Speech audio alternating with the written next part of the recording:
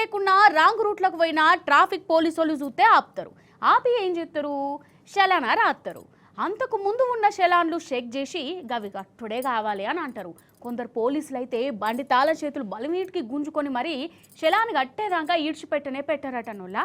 ఇక ఇదివరసంది గట్ల నడవది. మరి ఎట్లా నడుతుందో చూడుర్రి మీరే. అవుగాని మీ బండికి చలాన్లున్నాయా అనుల్లా? ఏ పాటి కట్టాలనో జరిమానా? ట్రాఫిక్ పోలీసులు రోడ్డు మీద ఆపి బాకీ పడ్డ చలాన్లు కట్టుడే కావాలనుకుంటా మీతోని బలిమీటికి కట్టించురా? అయితే గట్ల బలిమీటికి చలాన్లు కట్టించుడు కరెస్ట్ తరీకనే కాదు. గట్ల కట్టించుకోవద్దని హైకోర్టు తీర్పు చెప్పిందోల్లా. అంత లావైతే వాళ్ళు కడితే తీసుకోవాలి గాని కట్టుడే కావాలని తాళాలు గుంజుకునుడు, బండి పక్కకు పెట్టు అని నిలబెట్టించుడు గసొంటి చెయ్యనే చేయొద్దని కోర్టు చెప్పింది. మరి చలాన్లు కట్టకుంటే ఎట్లా అంటారా? కోర్టు నుండి నోటీసులత్తాయి, నోటీసులు. అంతేగాని పెండింగ్ చలాన్లు కట్టుడే కావాలని బలవంతం ఏముండది. మొన్న ఉగైనే హైకోర్టులో పిటిషన్ వేసిండు. ఈ ట్రాఫిక్ పోలీసులు బల్మీటికి చలాన్లు వసూలు చేస్తాండ్లు. పైసలు లేవన్నా ఈనుడే లేదు.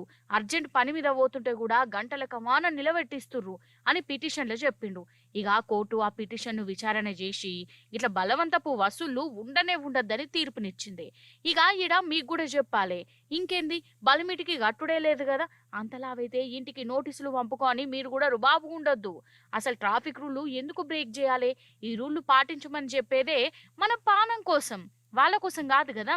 బండి మీద పోయేటప్పుడు హెల్మెట్ పెట్టుకుంటే ఏమైతుంది? రయ్య రయ్య దూసుకపోకుంటే ఏమెత్తిపోతుంది? రాంగ్ రూట్ లో పోయి పానల మీదకి తెచ్చుకున్నాడు ఎందుకు?